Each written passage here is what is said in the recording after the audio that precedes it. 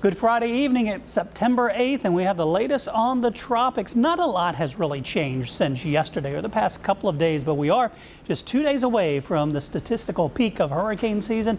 That typically peaks on September 10th, but notice we do usually even have this little secondary peak as we head into October. So while we are on the downturn, still about 60% of the hurricane activity forms after the statistical peak. This is just when we see most of the activity in the Atlantic. And of course, we do have things in the Atlantic. The biggest here is Hurricane Lee, still a major hurricane. It was a Category 5. It has weakened slightly, maybe undergoing an eye wall replacement cycle, encountering a little bit of shear, but it's in that zone that is about a week away from any kind of impacts on the United States. And that's based on the average speed. Right now, Lee is actually just a little bit slower.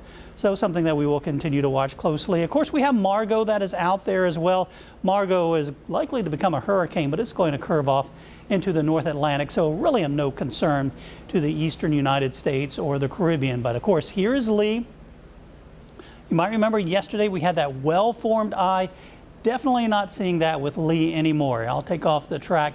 You can see that the eye pretty much got obscured a little bit.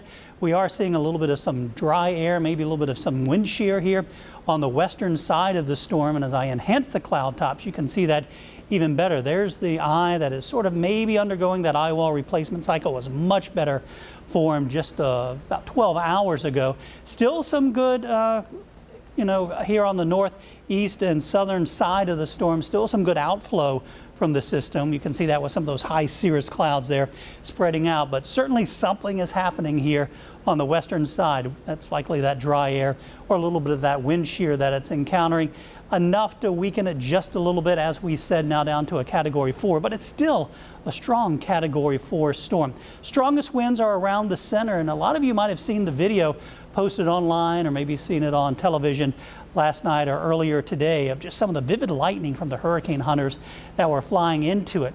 We typically don't see a lot of lightning around the center of a hurricane. It's sometimes in some of these outer rain bands, but when you start to see a lot of lightning in the center of a storm, that's an indication that something's going on in the center, and that's certainly what we're seeing here on the satellite view. As we go back to the regular infrared, again, you can see that outflow looking really good everywhere except here on the western side. Again, still a Category 4 storm with winds of 150 miles per hour. So it's a major hurricane still, 500 miles east of the Leeward Islands, moving to the west-northwest at 13 miles per hour. And we do expect fluctuations. We mentioned yesterday how it's very tough for systems to maintain that strength of a Category 5 storm for very long. Typically, it only averages about 2 or 3 days spread out over a period of time with tropical systems. But it is moving to the west-northwest at 13. Some weakening as we get here towards the end of the graphic here. This is the end of the cone, the 5-day cone from the National Hurricane Center, taking us to Wednesday at 2 p.m. well north of Hispaniola, Puerto Rico, and the Lesser Antilles, and east of the Turks and Caicos and the Bahamas. So what happens beyond next week? Here's what it looks like. Again, we've been showing the same computer models. This is the European, run 50 different times with a few tweaks from time to time with the system. And you'll notice every single run keeps it off the east coast of the United States. A few get it closer, certainly, and there are a couple of stragglers here. That's the European model, the American model. A couple are a little bit closer, but still offshore through the mid-Atlantic. Now, that's not the case here as we head up towards New England and especially into eastern Canada. Right now, based on these extended forecasts, this takes us into next Sunday, the 17th. We could see those impacts there towards Nova Scotia or maybe Newfoundland, and some impacts here even through eastern Massachusetts and up through Maine, Vermont, and New Hampshire. So there's certainly some impacts potential there. And there is a little bit of a difference in the speed, which we'll take a look at both of those main computer models in a moment. And here are all the specific hurricane models. And again, all of them also very consistent, keeping it well east of the mid-Atlantic with some impacts up towards New England. So we'll take a look at, this is first the European model, showing that low-level circulation here with Lee working its way here off towards the northwest. This is Sunday, 2 p.m., just north of the Lesser Antilles. And then notice we go off towards the west, and then that sharp turn to the north by Wednesday. We'll stop it here next Friday at midday. Notice here just east of Jacksonville, Florida, south and west of the island of Bermuda, and then lifting off towards the northeast. And then as we get into next Sunday, impacting parts of Nova Scotia, and that would just clip here east of eastern Massachusetts. That's the European model.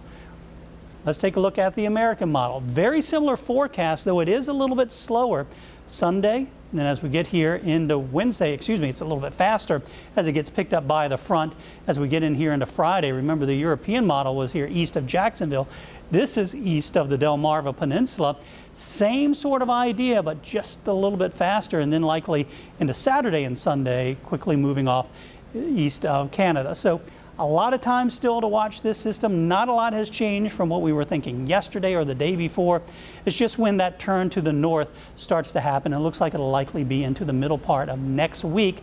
And that's when we'll have a much better idea. We've just got the Hurricane Hunter aircraft into the system yesterday, and more missions are being flown today, and they'll be flown over the weekend. So if you have weekend plans, of course, just keep an eye out. We'll have updates throughout the weekend and early next week. I don't think there'll be a lot of changes as we go through the weekend. There'll be some fluctuations in the strength of the storm, but we're not expecting any major changes in that forecast track. Of course, if there are, we'll have them here online, and of course, we'll have updates throughout the weekend and early next week.